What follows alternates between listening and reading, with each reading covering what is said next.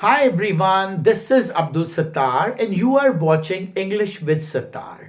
If you want to master grammar, if you want to get hold of grammar, if you want that you have a proper command over grammar, you need to practice it because grammar is a subject that requires a regular practice. If you don't practice it, it won't come to you. The more you practice grammar, the more it comes to you. The less you practice grammar, the less it comes to you. जितनी ज़्यादा grammar की practice आप करेंगे उतनी ज़्यादा ये आपको आ जाएगी और जितनी कम प्रैक्टिस करेंगे उतनी कम आएगी. So if you want to master grammar, you need to watch this video, and if you have not subscribed my channel so far, subscribe it soon.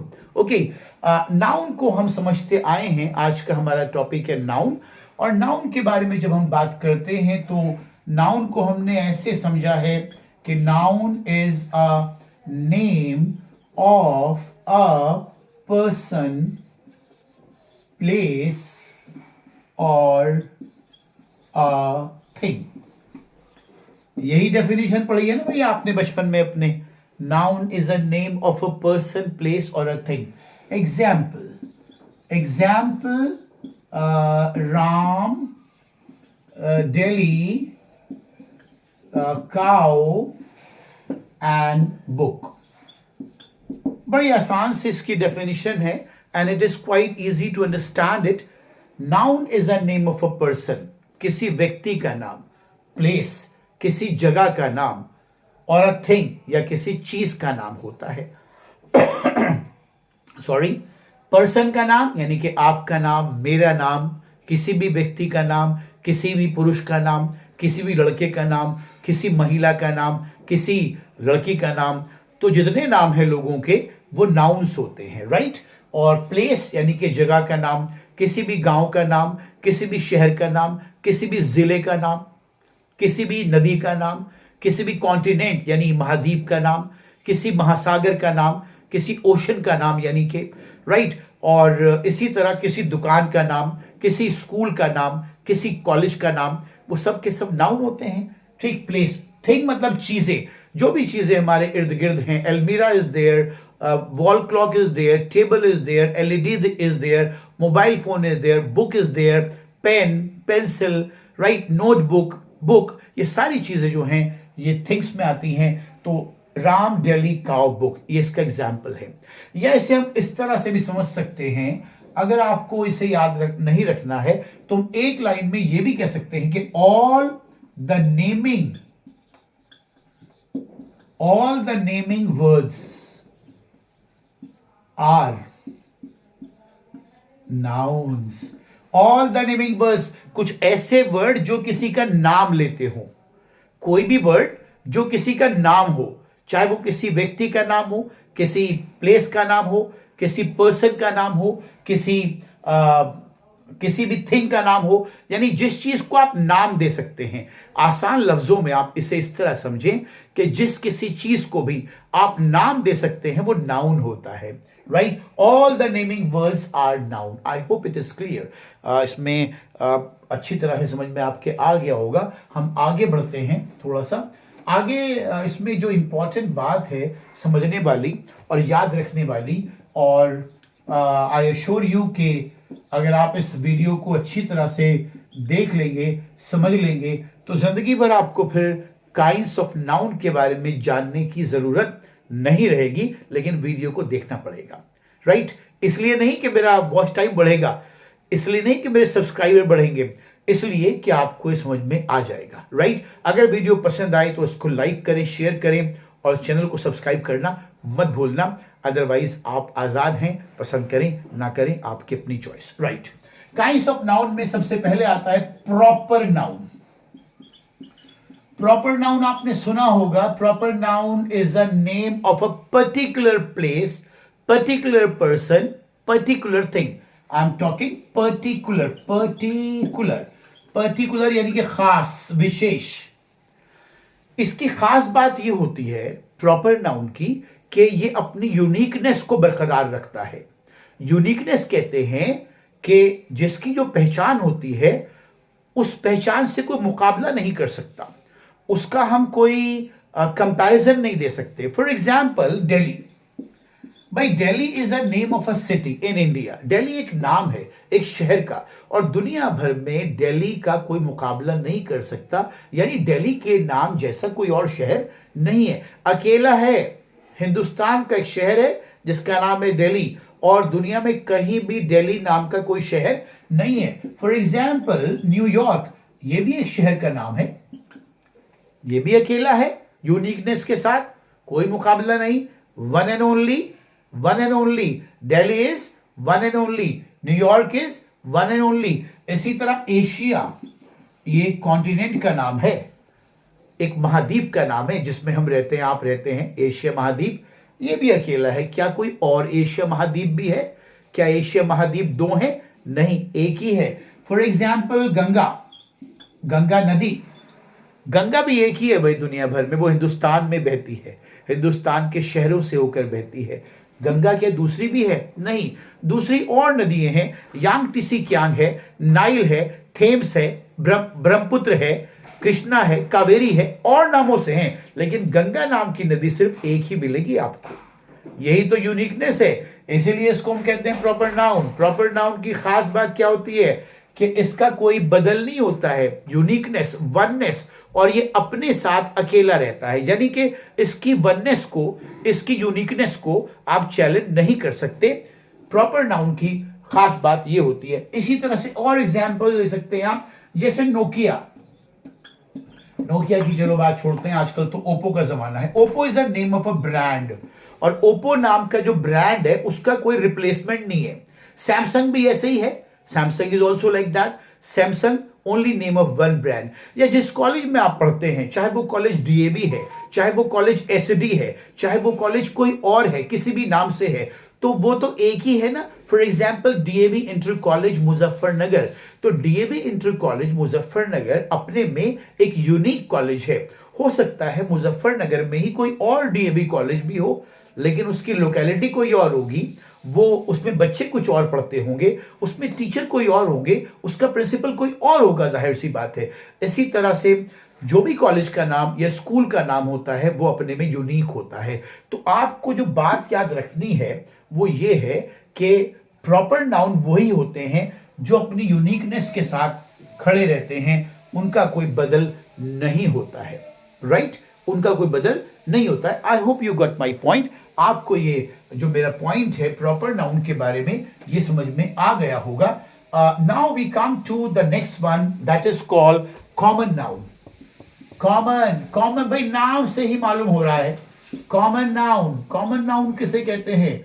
Common यानी कि जो कॉमन हो, एक जैसी बात। फॉर एग्जाम्पल मेरा नाम है अब्दुल सत्तार, किसी और का नाम है महेश, किसी और का रमेश, किसी और का विनोद, किसी और का एहतशाम, किसी और का सलीम जावेद, किसी और का सुनील कुमार शर्मा, या किसी और का अरुण कुमार। तो इन सब नामों में कॉमन बात क्या है?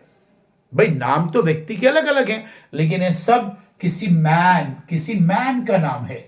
ये किसी लड़के का नाम भी हो सकता है, या तो किसी लड़के का नाम हो सकता है, या किसी मैन का, पुरुष का नाम हो सकता है। इसी तरह श्वेता, रमा, और फॉर एग्जाम्पल राधा, महजबी, मंतशा, ये नाम किसके हैं? लड़कियों के या महिलाओं के, राइट? तो इनमें कॉमन बात क्या है कि या तो ये किसी गर्ल का नाम है या किसी वुमन का नाम है,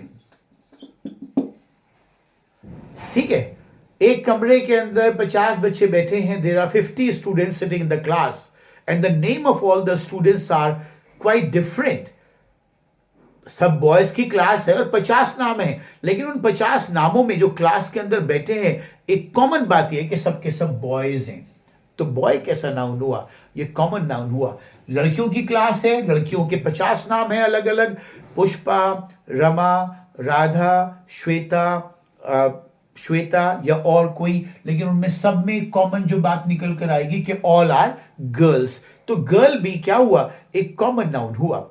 इसी तरह पूरी दुनिया में लगभग 206 देश हैं, कंट्रीज हैं, उनके नाम अलग अलग हैं। उनके नाम तो हुए प्रॉपर नाउन, क्योंकि इंडिया एक नाम है कंट्री का, वो प्रॉपर नाउन हुआ। चाइना एक नाम है कंट्री का, प्रॉपर नाउन हुआ। लेकिन सभी की सभी कंट्रीज जो 206 कंट्रीज हैं उनमें कॉमन बात यह है कि ऑल आर कंट्रीज। तो कंट्री किस तरह का नाउन हुआ? ये कॉमन नाउन हुआ, क्योंकि एक कॉमन बात है सभी कंट्रीज में, नाम अलग अलग लेकिन all are countries.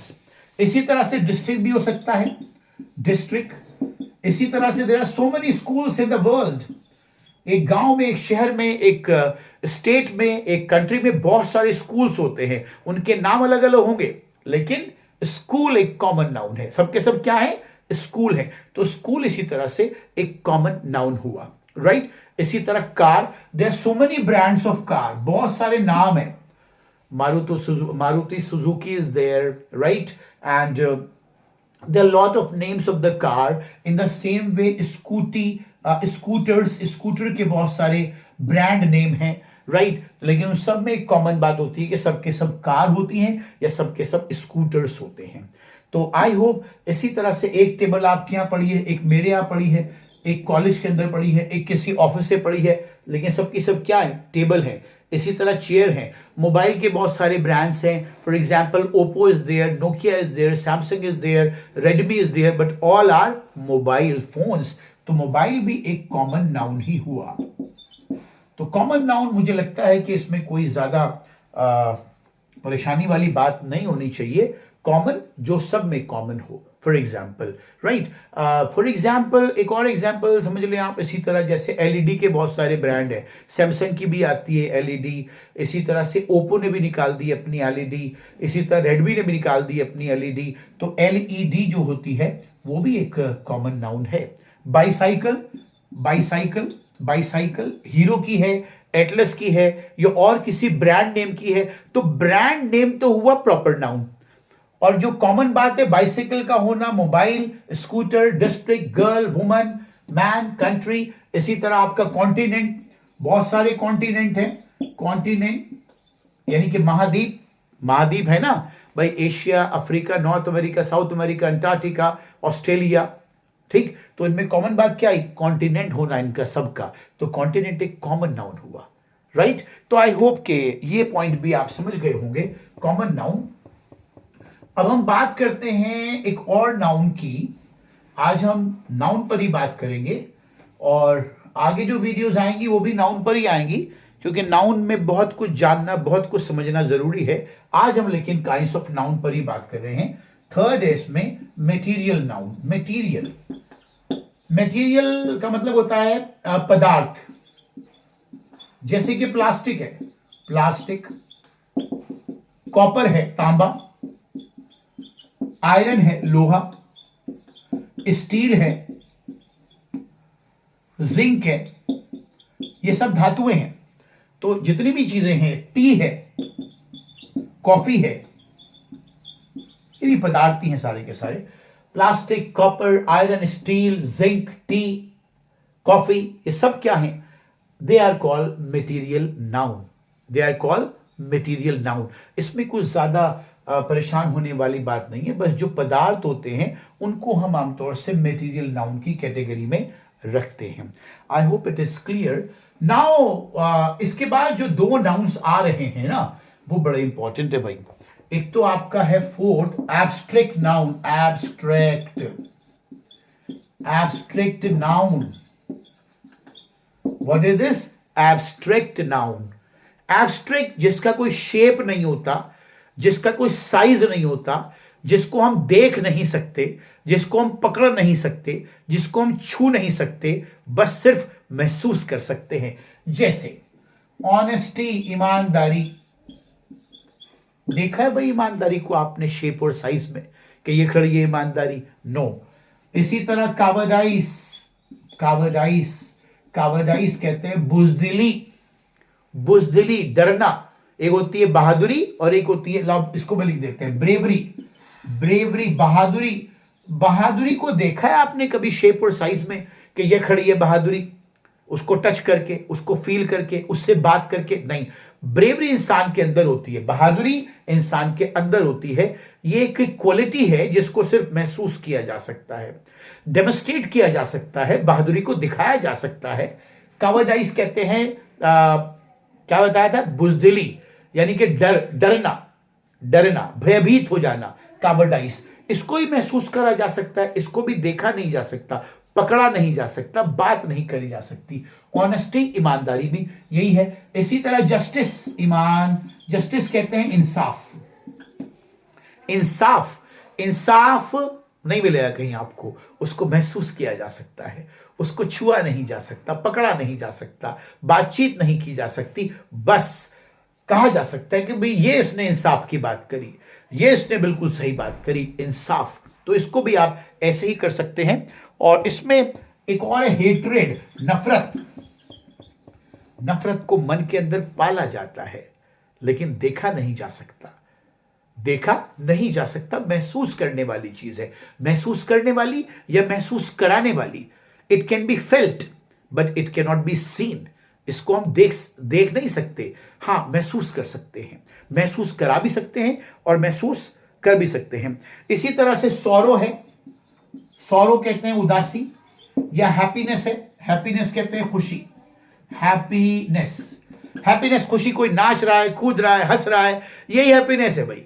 This is what we call happiness. इसको डेमोन्स्ट्रेट किया जा सकता है, महसूस करा जा सकता है। जब इंसान खुश होता है तो नाचता है, गाता है, खूब एक्साइट होकर बात करता है, लेकिन उसको पकड़ नहीं सकते आप। Happiness is not a concrete thing, जो कंक्रीट ना हो, जिसका शेप और साइज ना हो। एब्स्ट्रैक्ट नाउन वही होते हैं जिनका शेप और साइज नहीं होता है। एक दो एग्जाम्पल और देते हैं, जैसे मेच्योरिटी।